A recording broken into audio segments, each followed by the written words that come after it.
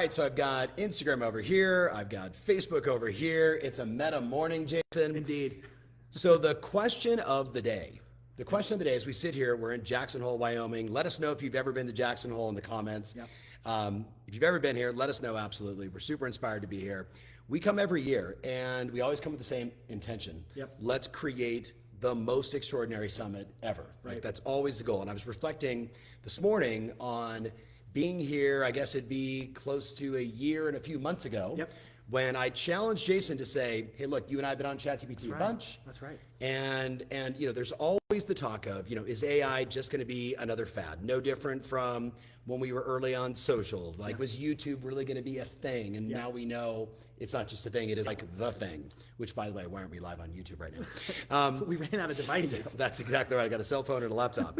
So the question of the day is, hey, Jason, just straight up, is AI a fad or is it a superpower? And I think I know your answer, and I want to know, if so, why? Yeah, so it's certainly not a fad. I mean, and it's not a fad because the evidence would suggest that there's being more money poured into it. This is a complete innovation. Everybody's getting in on the opportunity because it's next level.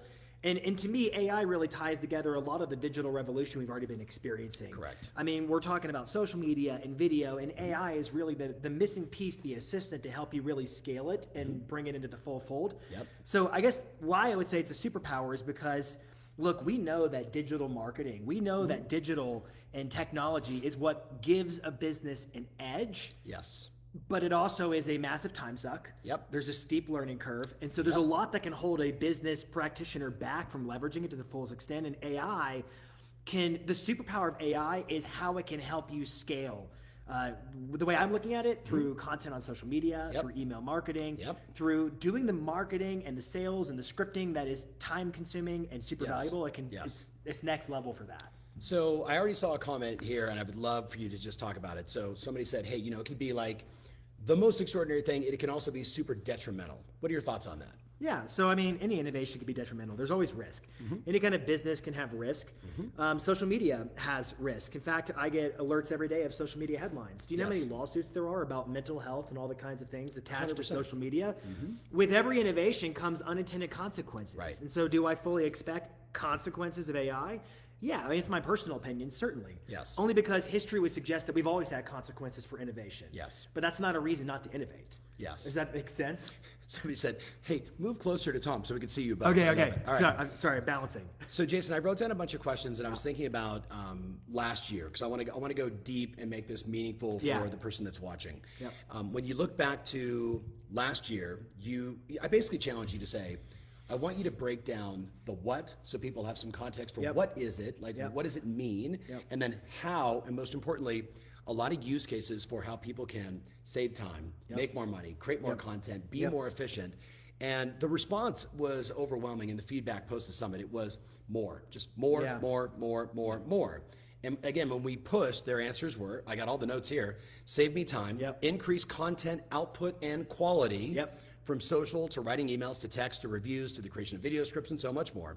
People said, overall, this is gonna have a massive impact on my brand because I'm able to create a bigger brand, do more with my brand, connect with more people. That was super important. But at the end of the day, the thing that I loved the most about the feedback was ultimately, people saw this as a significant degree of separation between themselves and others that are being left behind. That's right. So my question for you is, knowing we have a wide range of people, what's up, Annie Neal? We have a wide range of people watching right now, or maybe in the future. Yep. What would you say are, give me your, the synthesized version. What should agents, team leaders, managers, owners, entrepreneurs be doing with AI today? Yeah, so the way I look at it is AI is already in the water supply of everything we do. So we're not going to talk about AI, I think, quite like we do today in the future, because it's going to just be baked into everything we do everywhere anyways. Right. So I've chosen to put my focus mostly around how can AI help you expand your marketing? How can AI help you improve your sales, your scripting, your dialogues? How can AI be a driver of business growth? Yes. For real estate agents, for small business owners, for anybody who needs that level of scale in their business. So when I look at what are the use cases of it, well, let's be pretty simple about it. AI, it's input, output. Think about ChatGPT. You type in a prompt and it gives you back, voila, it's the Wizard of Oz, and it gives you some kind of an output. Yes. When you think about outputs, there's only really three kinds. It's words, images, and videos. Yes. Words, images, and videos. Okay, well, those are the raw materials of sales and marketing. It's words, images, and videos. And so what would happen? How many more videos could you create? How much faster could you create them? How much better could your email copy be? How much more SEO optimized could your website copy be? If you had AI that was working behind you to make it better, to make it faster, and to do more of it. And so when I look at the real use case for business owners, it's like, hey, where can you use words, images, and videos in your marketing or sales? And the answer is, okay, then AI can help you scale your business. Does that answer the question? Including things like, and we've all been, I'm just curious, in the comments, have you ever found yourself in a place where you needed to create some content, you needed to film a video, your coach told you got to film a video, or you're like, I just know I need to write a blog, or I need to write a better description for this listing. But have you ever been stumped? Have you ever found yourself like, I got no creative mojo in the moment? Give them your ultimate hack for a prompt. All right, so. Because everybody goes there and goes like this, what should I say for my listing video? And that is table stakes, and that I would dare even say is not at the level of professionalism that any one of us desire. So you actually created a 5-part prompt. I did. I hope you're watching. I hope you are paying attention. I hope you write down the prompt, because this will change forever what you do with OpenAI, what you do with ChatGPT, and then let's go into 4 or 5 of the other applications that you really find fascinating. So So one of the powers of a tool like ChatGPT, for instance, is it's intuitive. Yes. All you have to do is type and text and talk, and it will respond to you with whatever you say. Yes. So what I'm about to give you in terms of a 5-part framework for a prompt is more to your benefit than its benefit, because what typically happens is when somebody says, write me a video script about X. Their lack of specificity causes the AI to fill in what they did not instruct it on. Exactly. And so the reason they get a weak output is because their input was weak. It was vague, and ChatGPT and Gemini and other AI tools like that, they are designed to fill in the missing gaps. And so if you want to get better outputs, you have to have better inputs, which is why we teach a 5-part framework, or 5 parts of a prompt. It's and you can write these down if you're taking notes, or you can watch the replay later. And again, this is more to your benefit. This is so that you leave no stone unturned in terms of telling it what you want the AI to do for you when it's outputting words, images, or videos. First part is the persona. Who is it writing as? Who is the author of this respective post? So you would say, I'm a real estate agent in Boca Raton, Florida, blah, blah, blah, blah. I focus on working with sellers. You tell it who's the writer. You give it your name so it knows, oh, I am behaving as if I am this author, this creator of content. The persona is the first. Second is you give it an objective. What is it trying to do for you? Now, that doesn't mean you're writing a social media caption. That's not an objective. I'll get to that in a second. An objective is, what is the purpose of this output that it's creating for you? What is it designed to accomplish for you? You need to think about metrics and goals. This is a video designed to get a lot of views, for instance, something along those lines. And then you tell it context. Context is additional backstory that if it understood this about you, or this about your audience, or this about things you've done in the past, it would enrich its performance of the objective. Your 4th part, so far it's persona, it's the objective, it's the context. The 4th part is the format. That's where you say you're writing a 1,000-word blog post. Or you might say you're writing a 100-word video script. Or you might say you're writing a reply to this awkward text message that I don't know how to respond to. You tell it the format. And then the last part is the style, where you tell it how you want it to write. And with style, you could say, hey, I want you to use dynamic words. I want you to ask questions. I want you to be intelligent. Be provocative. Use be analogies. Sexy, whatever it may be. So you can tell it, and that's going to require you to then have some insight on how do I sound? How do I speak so that it can try to capture my voice? So it's persona, objective, context, format, and then it's the style of writing. But I would also say, going back to your use case a second ago, you said what if you want to get ideas on something? You have to think about using a tool like ChatGPT through 2 different lenses. There's ideation versus generation. Ideation is just a brainstorm. And you don't need to put hard rules around that. You could even say hey, I want to have a conversation with you to brainstorm a topic for some videos I want to create, but I don't want you to make the video ideas up yet. I want you to ask me a bunch of questions because I feel stuck. And so ideation does not necessarily mean you have to get into telling it exactly what you want, but what I'm telling you right now on Facebook and on Instagram is if you wanted to create a piece of content for you, those 5 parts, and it's for your benefit, not theirs. So I have so many thoughts going through my head, and I know I can see a lot of people, typing in notes here, typing in notes here. I've got 2 thoughts for everybody. Do you believe, and I want an answer to you, do you believe that AI is a fad or do you believe it's a superpower? I want to see it in the comments. Do you believe AI is a fad or do you believe it is a superpower? So I want to see it in the comments, and you can see I screwed up something over on Meta. So let's see. Yes, keep going. There's a lot of comments there. Yeah, we're coming in. They're coming. All right. So superpower or fad? Now I'm going to make the argument that I say so much it gets lazy. You're not wrong. I love that. You're not wrong. I love that. So I have a belief, Jason. I believe when you actually look right now at the U.S. Talking with my clients that the guys that run F&F, the biggest title company conglomerate in the country, call it 47% of every closing on the planet. They look at the hard data. They say we had 863,000 agents did a title order with us, one or more last year. When you look at it, the industry is so trifurcated between the highest performers. And I'm about to do a big research piece on this, by the way, because they're about to publish the new Wall Street Journal 1000, right, with my friends at Real Trends and Housing Wire. So we're going to have that data. We're going to do a look back over the last 5 years. And what I know intuitively, and I can't wait to see the data, is that the best are getting better at a much faster rate, regardless of interest rates, inflation, cost of money, et cetera, in the U.S., lack of inventory.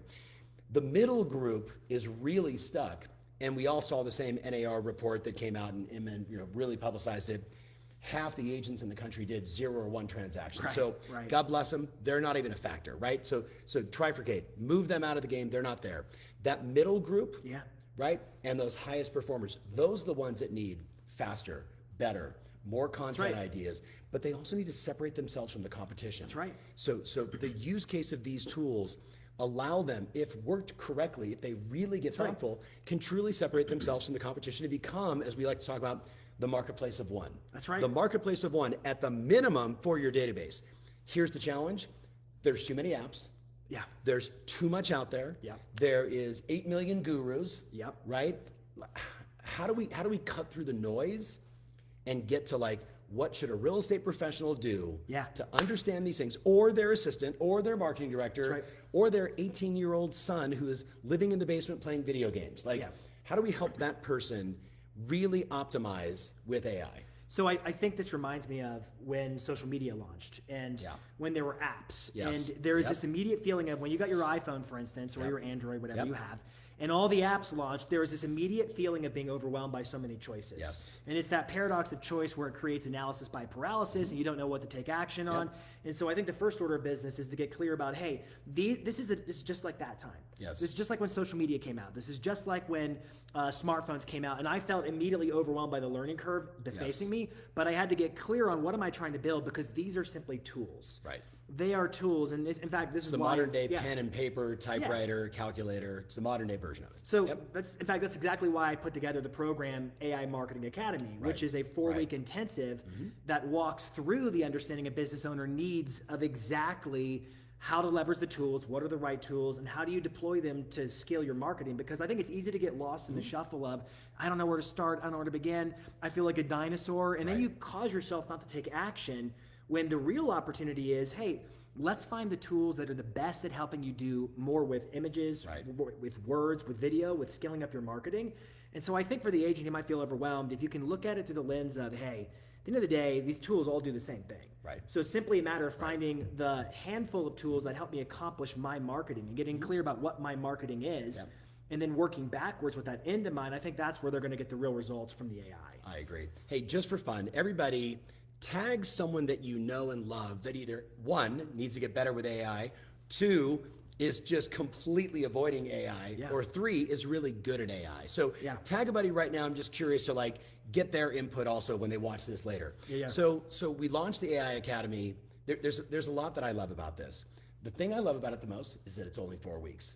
You contrast that to so many people out there that are trying to help people get better. It's 9 weeks, it's 12 weeks, it's a 1-year program, and I'm like, oh my goodness, give it to me fast. And then what I love, and I think we're the only ones to do this, is we created a lab. So could you describe how does it work? if somebody's interested, like we can give them a link, they can figure right. all that stuff out. But like, what are they getting themselves into if they decide to do this? Yeah, so AI Marketing Academy, we had a couple of rules in place to make sure it was the best experience for folks. One, these are live delivered sessions that I live deliver virtually. They're not pre-recorded because there's too much change happening too fast. Exactly. Two, we do a lecture and a lab every week. So the lecture is me giving you what you need to know to scale up your marketing. And then the lab is we all get into a meeting on Zoom and I will demonstrate how to implement on your machine, on your end. This is the magic. Yeah, that's where it really is. And we actually cap the attendance. There's only a limited number of seats because we want to be in a meeting. It's not a webinar. I can see you and you can see me, and this is a virtual classroom of taking the time to slow down to speed it up, whereby we go through the tools, the use cases of those tools, and when you leave the program, you're not just leaving with knowledge, you're leaving with actually having implemented and executed on the ideas. So the way it works is the first week is sort of a beginning. We talk about ChatGPT. The next week we move into other AI tools. So I go through my entire tech stack of AI. Tools that help with video editing, tools that help with image creation, tools that can help you design thumbnails and graphics for social media posts. I go way beyond ChatGPT in the second week. In the third week, we talk about, okay, now that you have these tools, what can you do with them in terms of different marketing maneuvers, different marketing tactics and techniques. So you actually are using the tools to do marketing. And then in the last week, we turn a corner and we say, how can we learn and get smarter with AI? And we talk about the data analysis benefits of it. So you can really understand what's working, why it's working, what isn't, and how do you improve it iteratively. You're glossing over this. Like, imagine a world where you take MLS data, you put it inside ChatGPT, and you ask questions like, tell me something really provocative. Tell me something different. Tell me something that the average person would not know about this data set of recent listings sold, of new listings that have hit the market. And again, what you're trying to create is that degree of separation. So when you're talking about the market or you're creating a video about the market, it's so wildly different and precise compared to everybody else. Is sort of like, hey, 3-bedroom, 2-bath seem to be selling fast, or the average days on the market are X. Which, hey, that's all good, but it's table stakes in 2024. And you know what else matters? Like right now, when you look at what's happening in the state of the industry, the consumer wants more. The consumer wants better and they want it faster. AI is an absolute strategic advantage for doing what you're saying, which is how do you stand out and cut through the noise? How do you differentiate yourself in your marketing so that because there is a huge cross-section of consumers who have not chosen an agent. They don't know who they want to work with, whether they're buying or selling. And this is your open frontier to go claim and stake your land, so to speak, in terms of building your footprint. But the problem is time. You just don't have enough time. And that's where AI is the driver of it all. Because not only do I work with these folks in this class to give them the right strategies, but also I show them how to leverage the AI to carry out the strategies so they can go on with their lives in terms of running their businesses. If you're not, like yesterday there was big news. Yesterday OpenAI released their brand new AI model, and we were talking about it here in Jackson Hole. And it is moving even faster. I can't wait. I know, it's beautiful out there. We're kicking off another session. We start next week. So we start AI Marketing Academy next week. Crystal, on my team, put a link for people that are interested both on Facebook and what are they going to do on Instagram? Same thing? So on Instagram, I think we have a post. If they go to your profile, Tom, the very first post, they can just drop a code in the comments and we'll send them the details. But we're kicking it off next week, and I can't wait because the first week is all about ChatGPT. With all the new and there's all the new stuff to talk about with ChatGPT. And so it's gonna be a whole nother level. So the thing I would say to everybody is, if you go back to like the 4 levels of learning, like unconscious incompetence, there's a pretty good chance that even one of my friends right now, who is a sophisticated rock star, could, when it comes to AI, could be an unconscious incompetence. They don't even know that they don't know. So maybe the first week you go from knowing you don't know to knowing that you don't know. Unconscious incompetence to conscious. And then we move you in the 4 weeks. I don't want to say you're going to get to a level of mastery, but you're definitely going to get to the place where you know exactly what to do, how to use it. And again, I'm going to stress the most important thing: save you time, build your brand, create degrees of separation between you and your competition, get an unfair advantage over everybody else. I know we only have a couple spots left, and you and I actually got to go pick up one of our coaches right now. We do.